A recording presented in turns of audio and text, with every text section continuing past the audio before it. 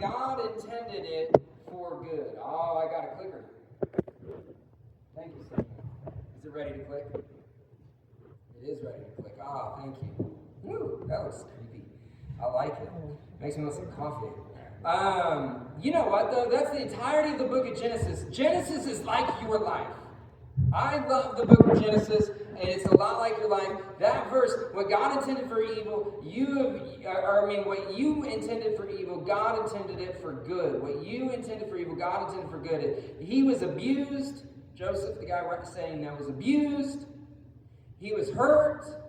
He went through things in his life that were a huge letdown, and Joseph says, even though you tried to hurt me, what you did, God actually intended to use that stuff for good. And that is everybody's life. Every hard thing you go through in this life sums up into that. The Apostle Paul said something very similar. He said, we know that God causes everything to work together for the good, for those who love God, and those who are called according to God's purpose for them. You say, why is the Starbucks thing on there? Well, I got paid $10 a second to air this in church. No, I'm just kidding. That's not why. But that would be great. And if they'd like to fund me, they are allowed to.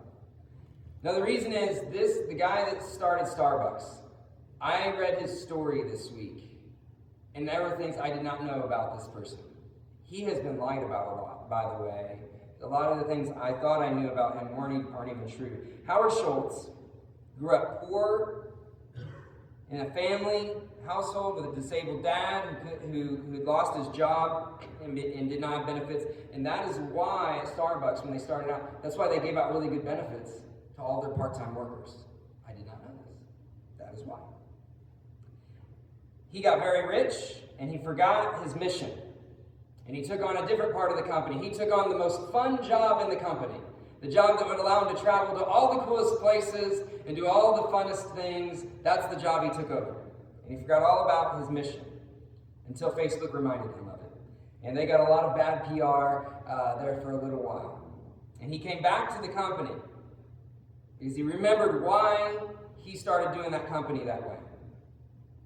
And he turned the company around, got it successful. He left again, and then when he left again, he didn't leave the company, but when he demoted himself, the job he took was the job that he took so that he could make sure that he had the most sway in that company to make sure that it lived out its principles of benefiting the little guy, the forgotten person, and that type of thing.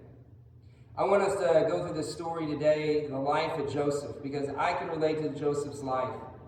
I had this question in my head when I was reading the life of Joseph. He has a really good life, but things just don't seem right. Have you ever had that feeling in your life where things are going pretty good, but something's just off? And I don't get why it has to feel off when things are so good. Joseph has it all going well in this story. So well, he hardly even recalls the pain of his past. But there's a tinge of agony. It comes back like a nagging headache. We're going to look into that today. So it all works together for good. But now we're looking at, even when enduring the pain from the past, 3 things from Joseph's life. It gets better. That is one thing to remember. The pain doesn't vanish. But things are going to be okay. Let's go on. I'm going to read to you this chapter. I only want you to read to me the parts that are underlined. On the screen, you'll see these words. Joseph's suggestions were well received by Pharaoh and his officials. So Pharaoh put Joseph in charge of all of Egypt. And Pharaoh said to him, I am Pharaoh, but no one will lift a hand or foot in the entire land of Egypt without your approval. As predicted, for 7 years, the land produced a bumper crop. During those years, Joseph gathered all the crops grown in Egypt, and he stored grain from the surrounding fields in the cities. He piled up huge amounts of grain like sand on the seashore. Finally, he stopped keeping records because there was too much to measure. Before the first of the famine years, Joseph had 2 sons with his wife Asenath. Why not? Passed away. The daughter of the priest of On. Joseph named his first Manasseh, saying,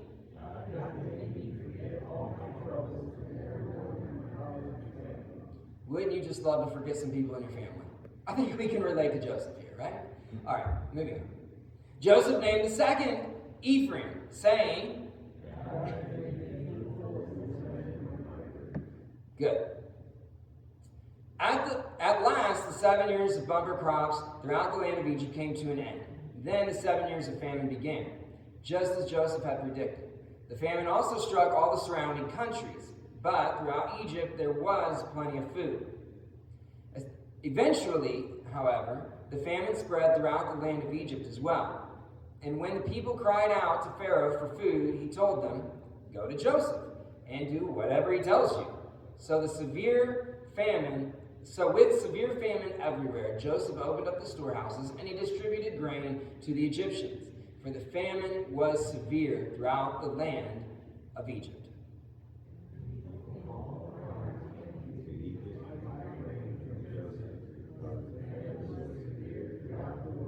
Great. Let's pray. God, I love you. Help us to see that you do work together. All these things in this life, you work them all together for our good. If we love you, and if we're living out your purpose that you've called us to in this life, we ask you, God, to guide us in this, to see how that is true.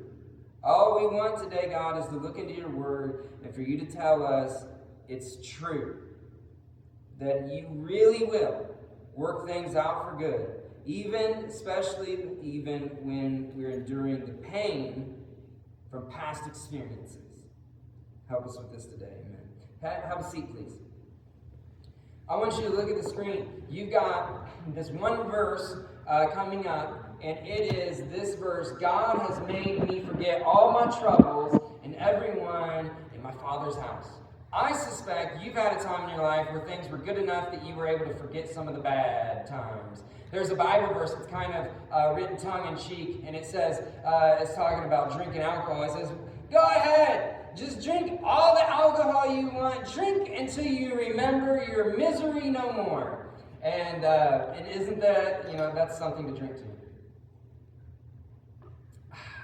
Now, mine's coffee, by the way. I should be careful how I say that.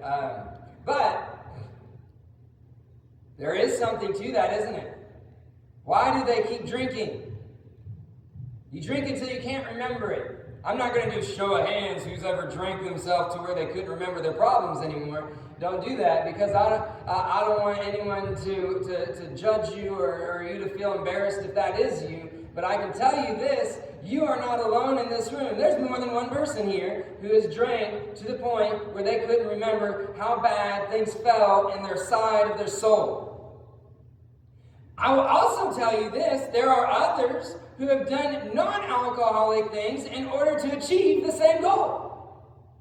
There are people who have done drugs in this room in order to not have to feel the pain inside of them. I guarantee it.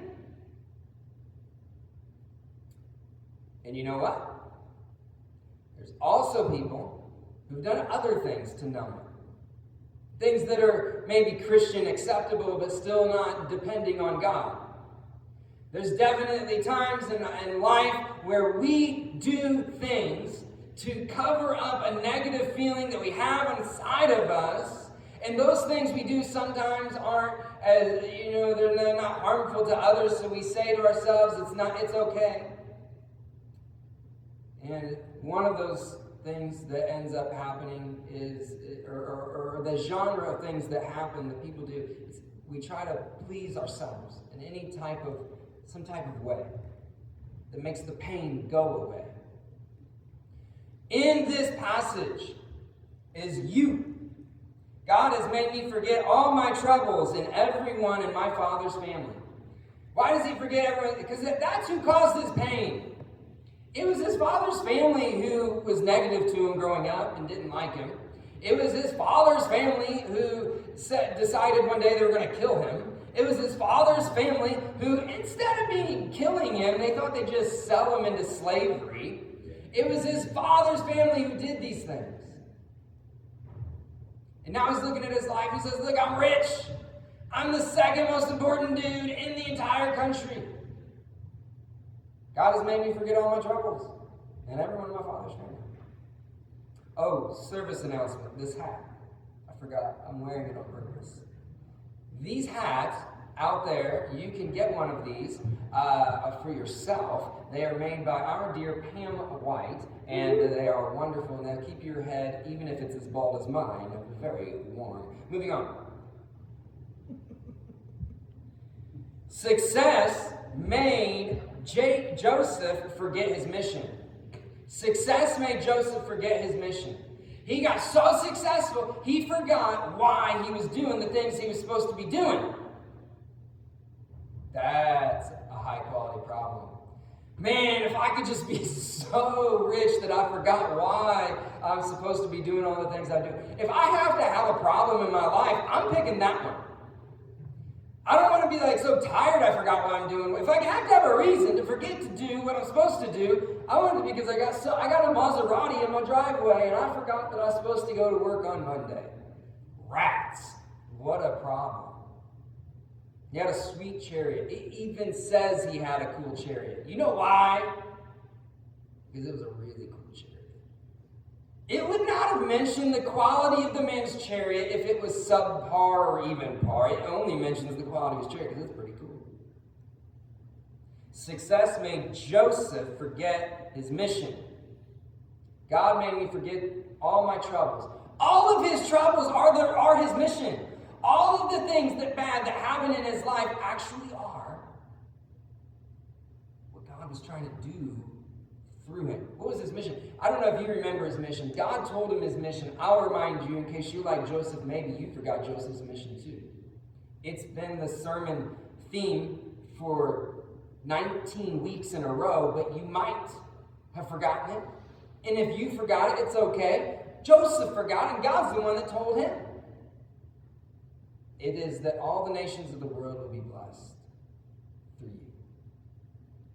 Joseph forgot all about all that. But the pain, why? Well, initially because of the pain and then because of the success. But you know what? That pain was part of the mission. When Jesus Christ, look at this cross behind me. Oh, you can't see it, I forgot. There's a screen in the way. Rats. Terrible sermon illustration. Trust me, there's a cross behind me. On that cross, imagine it. Jesus Christ, he's bleeding, he's dying. None of that stuff was enjoyable. That was the mission. Next time you're doing something for Jesus and you're thinking, man, this is hard. Is it harder than what he did? It is not.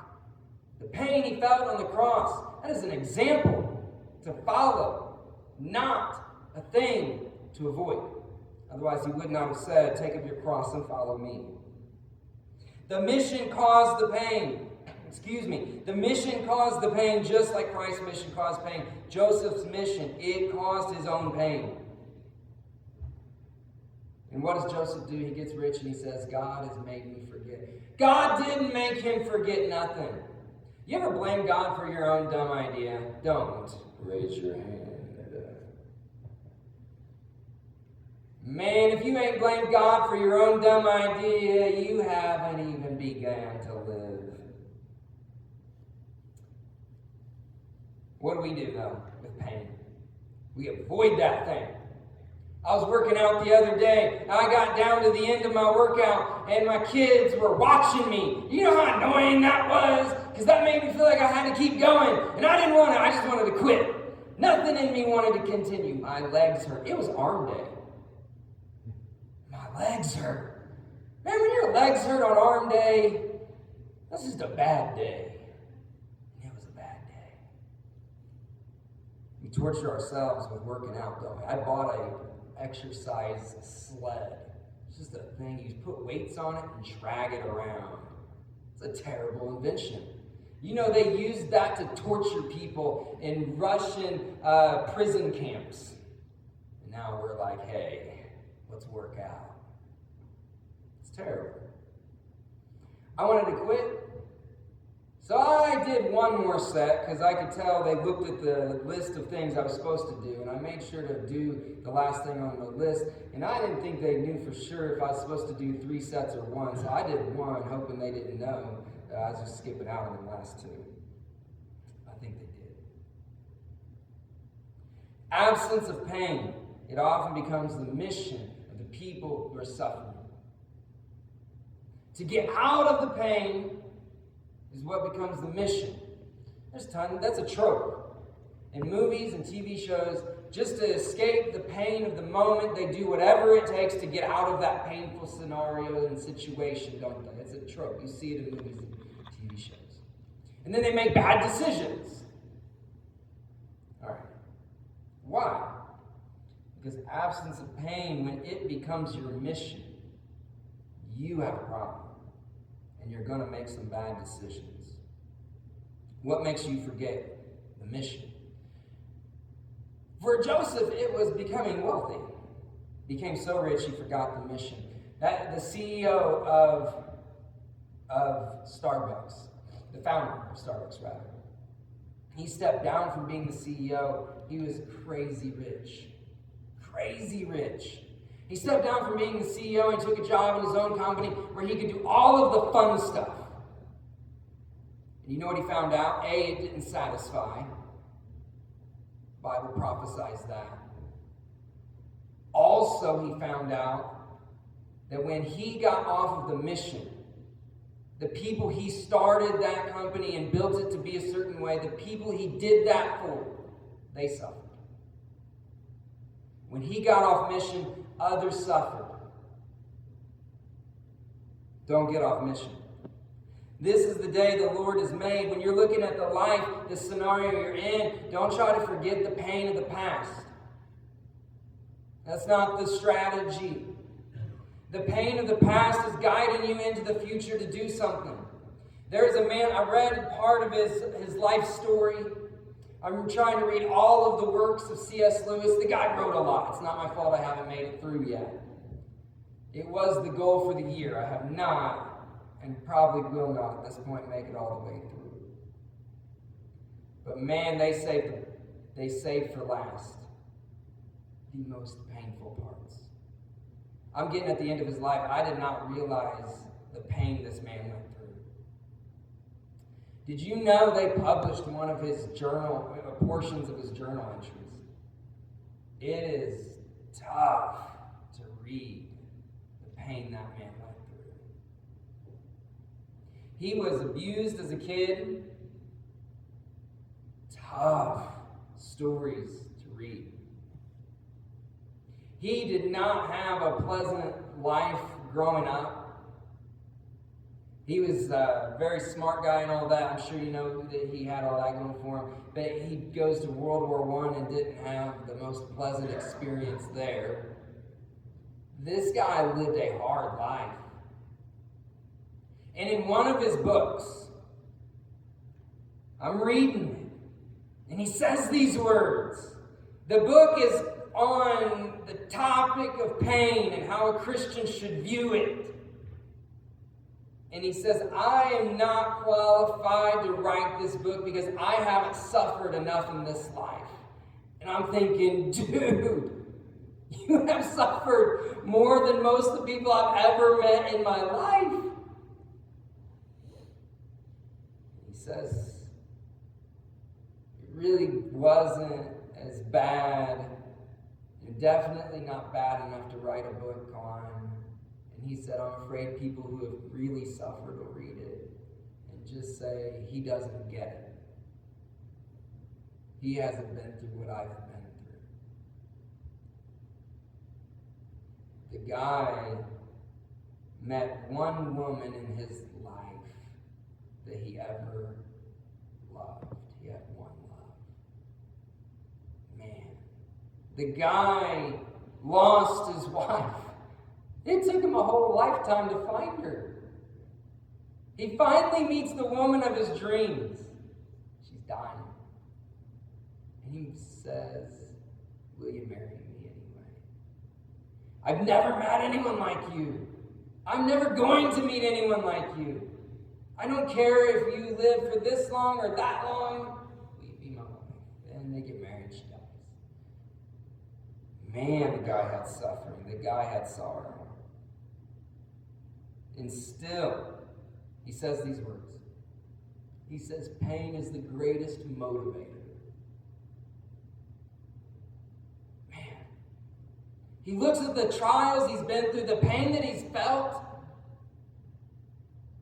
And as much as he hates feeling those things, we all do, he looks at it and he says, if it wasn't for that pain, I would not have driven myself to become what I am. I would not have been driven to do what I've done in my life. I probably would not have become a Christian, he says in so many words. And he definitely would not have written what he wrote and influenced who he influenced. There's a Bible verse that says about your worst days to say these words, "This is the day the Lord has made. I will rejoice and be glad in it." Next time you're having yourself a bad day, you say, "This is the day the Lord has made. I will rejoice and be glad." It's easy to say on a good day. You give me that winning scratch-off ticket. I'm going to say, "Man, this is the day the Lord has made. I will rejoice and be glad in it." But you give me that bad day, and I'm not going to want to say, "This is the day the Lord has made. I'll rejoice and be glad in it." I don't know about you. I don't know about you. But that's where our attitude's supposed to be. And it will be there if we can grasp onto this one truth. No matter how good it gets or how bad it gets better. It doesn't vanish, it gets better. It doesn't vanish, it gets better. The Starbucks owner. The memory of his pain growing up is what brought him back to that CEO position. He looks at his company, he still works there, but he's doing the fun job. And he looks at his company and he's like, "Man, the reason why I took this job and turned this company into what it is so that I could have a company, there would be a company for the little guy to go to where they would have some benefits that would genuinely help them in life." And now you guys have taken that away from them. The whole thing this company was supposed to do, the CEO has taken it away and messed it up. And he remembers the pain of his child. Now remember, he's living the billionaire lifestyle. He's traveling the world having a good old time. He's done forgot about the pain of his childhood. And then he's reminded by it. There's these pressures from the social pressures on him that, man, Starbucks is mistreating employees, and the irony of the fact that they always bragged about they're the company that doesn't do that. Now they're doing that. And it was the pain of his childhood. The pain of growing up poor, the pain of remembering daddy didn't have a job, couldn't get one, and was disabled and couldn't get certain things that he needed. That's the pain that drove him back to being the CEO and turning the company back to how it originated. What do I do with this? You need to accept the pain as part of the deal. Just like when you lift weights, no pain, no gain. I used to have a little toy, you'd throw it at a wall, and it'd bounce, and it'd say, "No pain, no gain." And it was this little muscular, working out dude, like a sawed-off tree trunk of a man, you know. His neck is just as big around as his chest. You'd throw him on the ground, you'd punch him, you'd kick him, and no pain, no gain. Pain is part of the deal. Otherwise, Jesus wouldn't have said, "Bear your cross." You've got to expect to hurt while you're serving Jesus. That's a hard sign up, isn't it? Why? Because his enemy's no joke. If you get drafted to the military to go fight on the German front or the Japanese front in World War II, you are not expecting that to just be painless, because you know that enemy's no joke. And when you're fighting in the Lord's army, that enemy is no joke. You can't expect it to be without pain. Verse 52, he names his second kid And he names him Ephraim, and he says, why? God has made me fruitful in this land of my grief. Now, time out.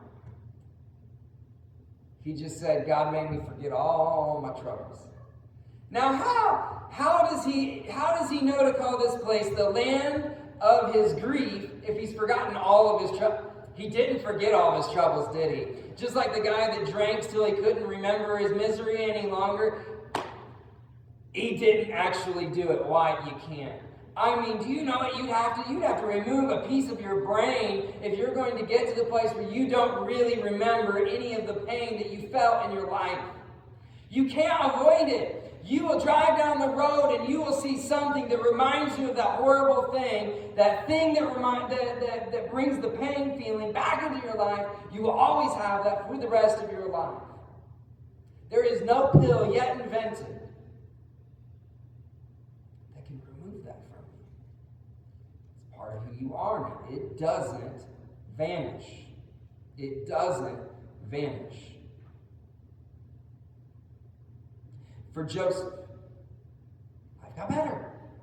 The pain didn't vanish. Guess what? For you, it'll get better.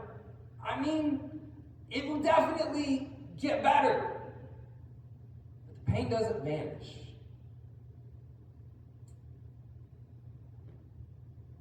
Are you ever, rhetorical question. Are you ready for a rhetorical question? Raise your hand if you're ready for a rhetorical question. Are you ever not where you want to be? Don't raise your hand. Are you ever not where you want to be, but you look at your life and say, but it's okay. It's pretty okay. Not exactly how I want it, but it's pretty okay. Yes, as a matter of fact, I have been in a situation like that. It's called Tuesday or Wednesday. Just any of the days that end with Y, those days. Are you ever not where you want to be? Things are still pretty good. I mean, it hurts, but you know life's good. Yeah, definitely I've been there. That's where this guy is. God has made me fruitful in the land of my grief. Everywhere you go in this life is a verse like this for you. God has made me fruitful, or can be. A verse like this in your life. God has made me fruitful in this land of my grief. Why? Because you are made for something better than where you are. There's a philosopher. He said, I believe in God because I realized one thing. There has to be a God. And here's the one thing that made me realize there has to be a God. This was his selling point. He said, there has to be a God because I can envision something better than this. He said, I can't envision a color, a new color. There's no such thing as a new color. You got three colors and they make up all the colors of the world. You can't make it a new color. Every color is just a shade of one of those three colors and then a value on the dark light spectrum. You throw in some neon for some pizzazz and maybe some sprinkles for some yumminess, and that's good stuff. Who doesn't like that? There's no such thing as a new color. He says, I believe in God because I can envision something better than this. The fact that I can envision something better than this tells me there actually is something better than this. There has to be. Otherwise, I wouldn't be able to think of it. It'd be a nonsensical thing.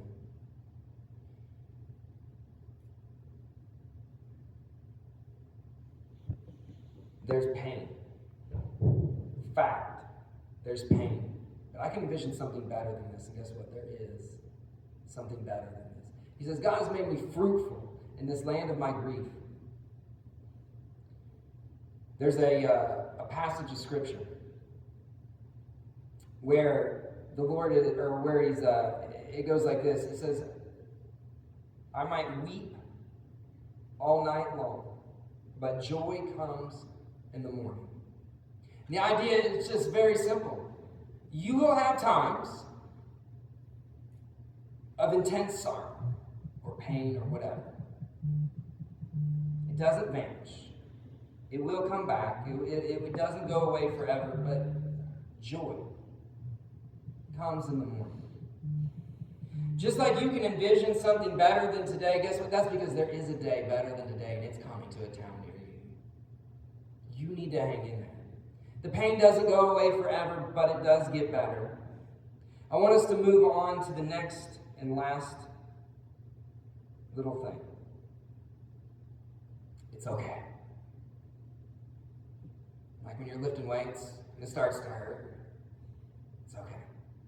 Your muscles aren't falling off of your body. It's okay. When you're running and it feels like something is going to die inside of you, it's okay. It's just your breakfast. You'll see it again. It's okay. There's a lot of pain we feel in this life, and one thing you've got to tell yourself is it's okay for this to hurt. It doesn't mean it's okay and that you shouldn't do anything about it. Sometimes there's things you should do. Sure. Not saying that at all. But it's going to be okay. I want us to read very carefully this verse on the screen. This is verse 57. People came from all around. They come to Egypt to buy grain from Joseph because the famine was severe throughout the world. Hey, Joseph forgot what the mission was. I've said it to you guys for 19 weeks in a row. Do you remember what the mission was? That all those, what? All the nations of the earth would be what? Blessed. You remember. Guess what? Dude didn't even know.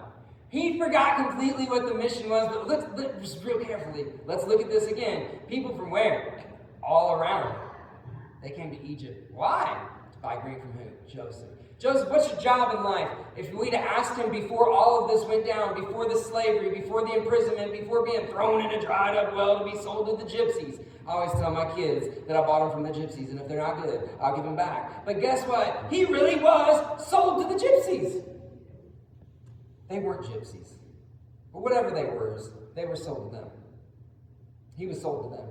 Then he was put into prison. Then he was lied about, and he was put into slavery. Then he was lied about, and he was put into prison. All that bad stuff, he forgot about all of it. But if we could have went back and asked him before all of the bad things, said, hey man, what's your mission in life? He would have said, my mission in life is simple. God told me for my whole life long that my job was that all the nations of the earth would be blessed through me. But then life happened. Mike Tyson said, everybody's got a plan until I hit him on the chin. Guess what? Life hit this guy on the chin. And when life hits you on the chin, guess what? You might have a similar experience where you forget why you're doing what you're doing and why it even mattered. But what you need to remember is on that day, there's a God in heaven who never forgot why he gave you the mission he gave you. And on that day is that day for Joseph in this story. He says people came from all around him. All around. Why? To buy grain from Joseph. Because the famine was severe throughout the land. From a little boy, God said, I'm going to use you to bless all the nations of the earth. And then one day, without Joseph even knowing it, God blesses all the nations of the earth. When I say it's going to be okay, I mean like, it's going to be okay. Joseph is unaware. It's okay. Why? This is just as important as why this verse is important. The why is very important. Joseph actually stayed faithful. Joseph, I want you to hear this out. Joseph, he doesn't even remember why he's doing the things he's doing. If he went to church, they didn't have church back then, but if he was a churchgoer, he doesn't remember why he goes to church. If he went to church and got involved, he doesn't remember why he got involved in church. He just keeps getting involved in church. If whatever he was doing for the Lord, he just kept doing it. Doesn't remember why he's doing it. Forgets his entire purpose for existing, but he remembered one thing: to stay faithful. There was a day in the Apostle Paul's life where he was beaten, he was tortured. There was a day in his life where he was hungry and no one gave him food and he was starved. He was imprisoned, and you know what he said? This is crazy town. He said it was on that day. You know how people say, God will never give you more than you can handle. It's not true. It's not true. The Apostle Paul said, when I had more than I could handle, when my life was so heavy, it pressed me out of measure. I was squished by life. Who's been squished by life before? Come on, you can relate to this. When I was squished by life, he said he didn't know what to think. But he knew this, to hang on to the things he believed before. Joseph, he already admitted he has no idea why he's doing what he's doing. He has no idea why God put him where he put him, and he's done with it. Completely gave up on trying to even rationalize or think through why he's going through what he's going through. But then God steps in and says, I do not forget how. So people came from all around. Why? He was faithful.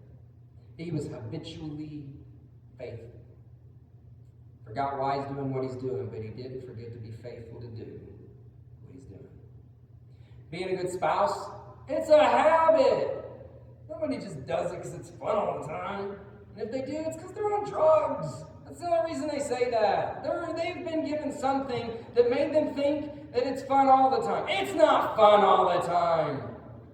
They're lying to you. They're trying to sell you something. That's what it is. They're probably trying to sell you their new book. My marriage is perfect all the time. Buy my book and you'll know how. I could sell you one of those books too. Mine's blank. Spouse, well, it's a habit. You know, being a good parent, it's a habit too. Because you're going to forget why being a good parent matters.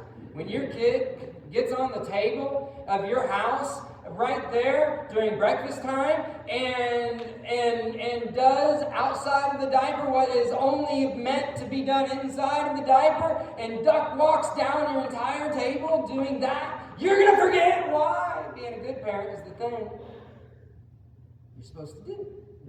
You better have a really good habit of being a good parent. Anyway, being a good spouse is a habit. Being a good parent, being a good friend is a habit. Because some people, have you ever met people? They're people-y. People are people-y. You're not going to want to have a friend in that moment. Because people act like people. We always say people are terrible. We always forget we're people too, unfortunately. You know, having a good friend, there's a lot of that's just a habit. Because there are days when you don't want to be a good friend to the person you've been a friend with. You got a spouse well, you got a parent well, you got a friend well, and you've got a church well. All that church stuff, a lot of it's a habit, man.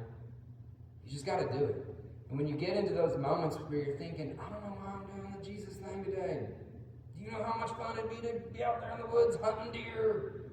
I get that. I like to hunt too. Church thing, it's a habit.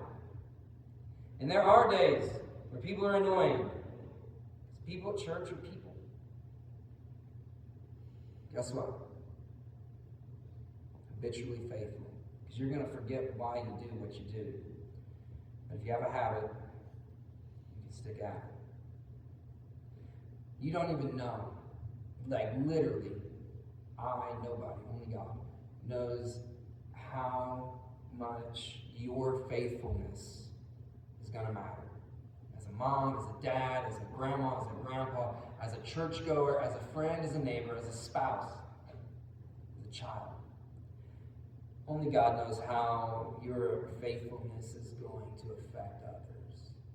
But on the screen is a pretty big example of how one man's faithfulness affected others. God said, hey, look, I have a purpose for your life, and it is for you to bless the nations. And this guy, he just stayed faithful. Forgot why he stayed faithful. Why? Because it's going to be okay. Just stay faithful. In the book of Ecclesiastes, it's one of the most depressing books in the Bible. If you just, you know how like you go through life and there's days where you just want to be depressed? If you can't relate to that, I can't relate to you, but that's okay. I love you anyway. But you know, there's just certain days where you just want to read something a little gloomy.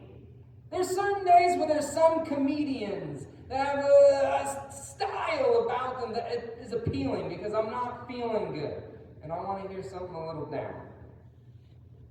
Well, there's books of the Bible for you on days like that. You should read yourself some Ecclesiastes. It's tough. You got to read the whole thing, though. Ecclesiastes 9:10 says this: whatever you do, do it well. He's a depressed guy who sees no point in living life. And when that part of that verse is written, he's like, there ain't no point in living. Every day is just the same as the day before. Whether you live, whether you die, that doesn't really matter. Whether you did well in life or you failed at life, guess what? No one's going to remember you when you're gone. I mean, it's level 10 depressing, this book. And then he says this: but whatever you do, better do it well. What? For a guy that says there is no point to anything, he has two things in that whole book that he ever says there's a point to. And one of them is this: whatever you do, do it well. Why? Because your faithfulness matters. Far beyond the pain you feel in the moment, your faithfulness matters. There's a guy named William Wilberforce who watched that movie, the Amazing Grace movie, where he's like, he's trying to free the slaves, and it's it's just a really good movie. And it's got John Newton. He's Isaac Newton's twin brother. Just kidding about that part. But anyway, he's Amazing Grace. John Newton, he wrote that song, Amazing Grace, how sweet the sound to save a wretch like me. And it kind of gives a little bit of his life and how he created the song and why he made it and all of that. And then, at the end, the part where, you're building up, those slaves are going to get freed at the end, unless you're really bad at history.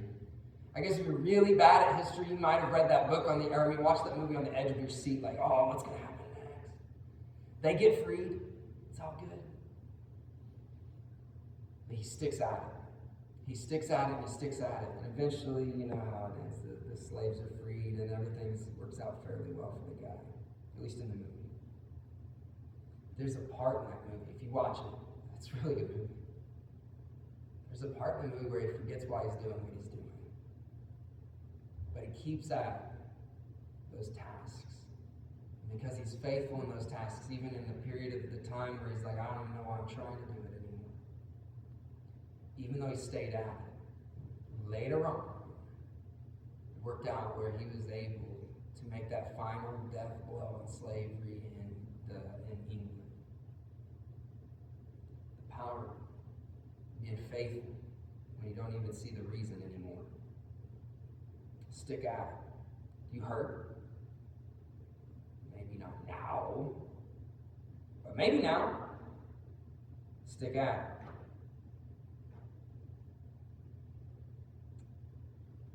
There's a pain level that a man and a woman cannot tolerate.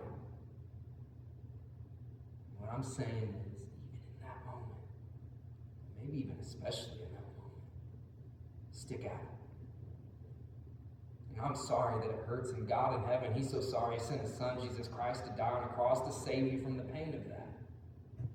And I'm sorry that it doesn't happen immediately like the rubbing of a genie in a bottle. If it could work that way, if God could take your pain away that quickly and that easily, He wouldn't have died on a cross to fix it all. The fact that He went through all of that pain for you is proof that pain is just part of the deal. When Jesus suffered the cross for our sins, it hurt Him. But He hung in there. He didn't forget the mission, and pretty soon it was all okay. God does not forget the mission even when we do. So stay faithful. Even when it hurts, hang in there. Pretty soon, it'll all be okay. Let's pray. God in heaven, I love you. God, I think that you are amazing. How you orchestrate all of history is phenomenal. And I don't understand at all any of it, how you do what you do. Was it like all pre-planned to be a certain way and now we're just unfolding and watching it happen? I don't think so. I guess maybe. Is it not packaged life, and we actually have like some free will, and we make mistakes and we live through other people's mistakes, and yet somehow you're able, because of your wisdom, to make it all work out well in the end? Could it be that way? Seems like it probably is. Is it something other than those two options? Probably. God, I have no idea how you do what you do, but I'm glad you do it. God, you make everything, you cause everything to work together for the good of those who love you, trying to do what you asked them to do. And God, I pray that we would do just that. It appears in the Scripture that you make things, that you use us for the mission, even when we forget the mission. But it does seem like you use us in a better way if we remember the mission. God, I'm convinced that you used Judas in one way, and you used the apostles in another way. Father, I want to trust you like the apostles did, so that you can use me like you used them instead of using me like you used Judas. Father, I pray I'd stay on the mission and stay faithful. I pray for those that are here today, that they would stay on mission, they'd stay faithful, that they jump into your kingdom work, that they live their life in this life in order to share you and your love with everyone they meet, at least everyone that they can. And Lord, when this life hurts, I pray you'd help us to remember that it gets better. The pain doesn't vanish, but it gets better. And that if we'll be faithful through it all, it's okay. Because you make it all work together for good. I pray you guide us, your will, through your word. Amen. With our heads bowed, our eyes are closed as the Mr. Guitarist gets up on